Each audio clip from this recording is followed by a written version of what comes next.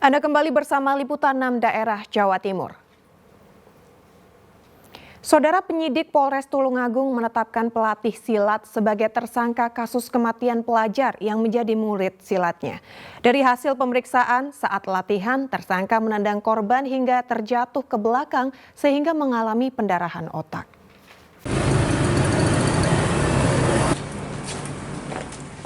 Kasus tewasnya REB, pelajar kelas 3 SMP di Ngunut Tulungagung usai mengikuti latihan pencak silat, akhirnya terungkap.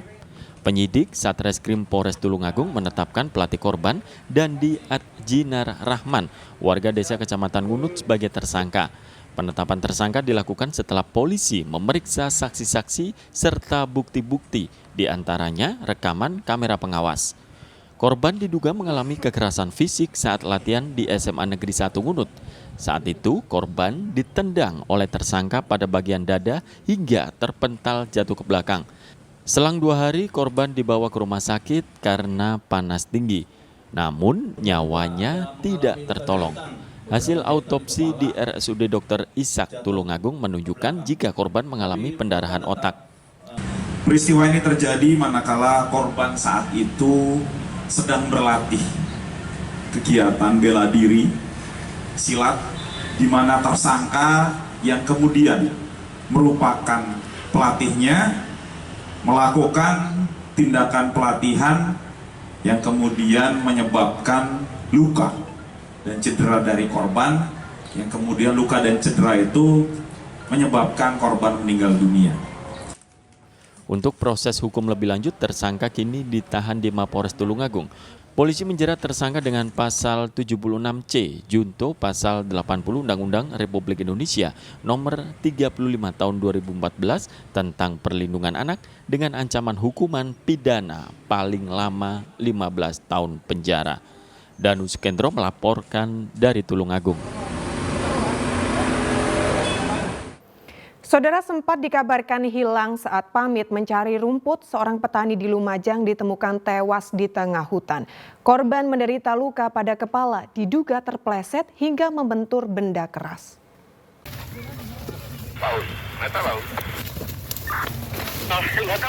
Tim gabungan dari Badan Penanggulangan Bencana Daerah atau BPBD Lumajang, TNI dan Polri dibantu warga mengevakuasi jenazah Suprat 53 tahun. Warga desa Wonokerto, Kecamatan Guci Alit menggunakan tandu seadanya. Korban ditemukan tewas di tengah hutan pinus, tepatnya di blok bungkus kawasan hutan Perum Perhutani. Evakuasi korban berlangsung dramatis dan memakan waktu lama karena medan yang sulit dan hanya bisa dijangkau dengan berjalan kaki.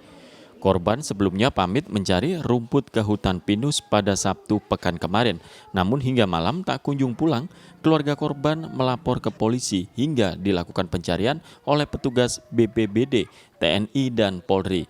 Setelah 3 jam pencarian, korban ditemukan tewas dengan luka di bagian kepala. Diduga Suprat tewas karena jatuh terpleset hingga kepalanya terbentur ke tungkak kayu.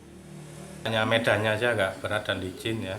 Dia untuk kiat otopsi dari kami koordinasi dengan kepala desa dan keluarga, mereka menolak, kemudian membuat pernyataan demikian. Langsung dimakamkan rencana? Ya, rencana disucikan terus dimakamkan. Ini korban dikabarkan menghilang berapa lama, Pak? Hanya 1 malam. Satu hari, satu malam. Satu malam. Karena keluarga menolak dilakukan otopsi, jenazah dievakuasi ke rumah duka untuk segera dimakamkan. Nur Salim melaporkan dari Lumajang. Saudara, kesedihan mendalam menyelimuti keluarga anggota TNI yang tewas ditembak kelompok kriminal bersenjata atau KKB di distrik Paro, Kabupaten Duga, Papua. Persiapan menyambut kedatangan jenazah dilakukan oleh keluarga dan anggota TNI di rumah duka Desa Tegal Arum, Kecamatan Bendo, Kabupaten Magetan. Kesedihan mendalam menyelimuti Dita Kurnia Putri, istri Praka Dwi Bekti Prabo Siniwoko, salah satu anggota TNI dari Yonif Kostrat 411 yang gugur usai kontak senjata dengan kelompok kriminal bersenjata di distrik Paro, Kabupaten Duga, Papua, Sabtu 25 November 2023. Sambil menggendong buah hatinya berusia 1 bulan, wanita 27 tahun ini tak kuasa menahan air matanya. Sang istri ditinggal almarhum tugas saat hamil 5 bulan. Selama di Papua, suaminya hanya menghubungi melalui telepon. Terakhir menelepon hari Kamis 23 November 2023 pukul 16 WIB. Saat itu suaminya berpamitan akan tugas masuk hutan. Dita sangat terpukul dengan peristiwa yang terjadi sebab sejak hamil hingga anaknya lahir, suaminya belum sempat melihat dan memeluk serta mencium buah hatinya. Juga dinas di Kodim Madiun. Pertama kali itu dikabarinya. Bilangnya gimana, Mbak? Bilang kalau suami udah gugur di medan tugas gitu. Oh, gitu. Udah berapa bulan Mbak di Papua? Kurang lebih 5 bulan. Ini anak pertama katanya. Anak pertama Belum sempat Bapak tahu sama anak. belum sempat. Pas lahir Bapak di sana Mas. Lahir bapak di sana. Berangkat saya hamil 5 bulan. Persiapan menyambut kedatangan selain dilakukan oleh keluarga juga dilakukan oleh anggota TNI di Rumah Duka Desa Tegal Arum, Kecamatan Bendo, Kabupaten Magetan. Jenazah rencananya akan dimakamkan di Taman Makam Pahlawan. Dirgo Suyono melaporkan dari Magetan. Saudara, puluhan monyet liar di kawasan Gunung Pegat, Kecamatan Ponggok, Kabupaten Blitar turun gunung dan masuk permukiman memakan buah-buahan dan telur ayam milik warga. Diduga kondisi cuaca yang panas membuat sumber makanan di atas gunung habis. Kemunculan puluhan monyet liar di permukiman ini terjadi di Dusun Prambutan, Desa Kawedusan, Kecamatan Ponggok. Sejak sepekan terakhir, kawanan monyet turun gunung. Akibatnya selain pucuk daun tanaman, berbagai buah-buahan milik warga ludes dimakan. Bahkan setiap pagi dan sore, gerombolan monyet juga mengambil ratusan telur ayam di peternakan. Diduga kawanan monyet liar turun ke permukiman untuk mencari makan karena kondisi di puncak Gunung Pegat mengalami kekeringan. Kates niku kalau masih sekian itu dipunggal bawa pupusnya itu. Terus? Telur. Kembang durian itu. Kembang anu niku bunga pokat. Habis. Itu biasanya apa? Pagi, siang atau sore? Yes, enggak mesti, enggak. Banyak, Pak. Banyak. Banyak sekali. Banyak sekali ya. Iya.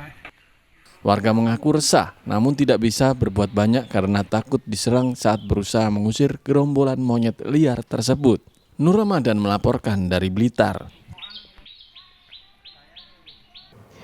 Saudara, ribuan penari dari berbagai daerah tampil dalam parade tari tradisional bertajuk Situbondo Ethnic Festival.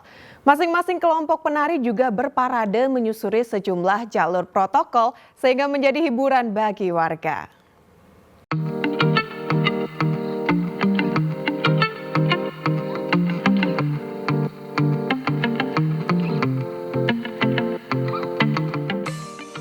Suasana alun-alun kota Situbondo Minggu siang meriah dengan gelaran Situbondo Ethnic Festival yang menampilkan puluhan kelompok tari tradisional baik dari wilayah Situbondo maupun berbagai daerah di Indonesia.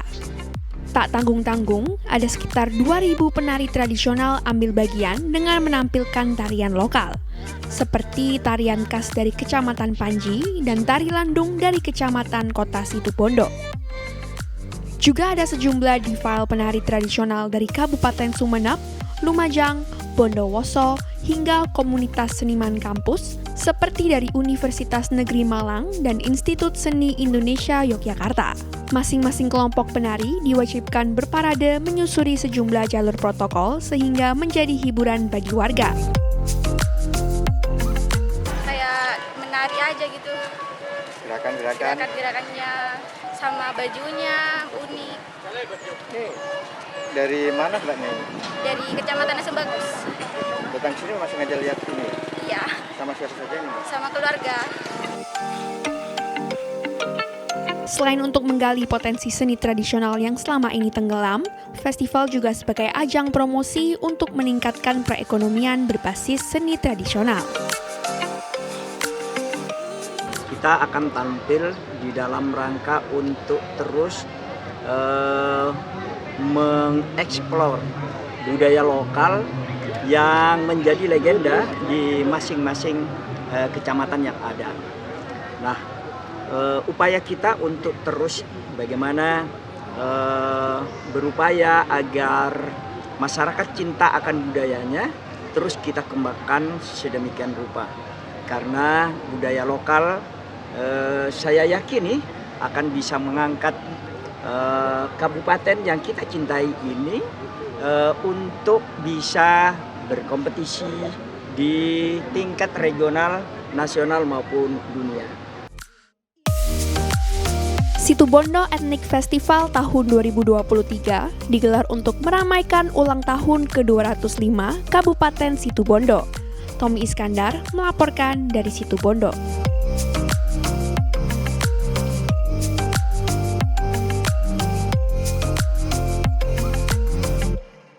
Ya, saudara, informasi tadi sekaligus menjadi akhir perjumpaan kita dalam liputan 6 daerah Jawa Timur kali ini.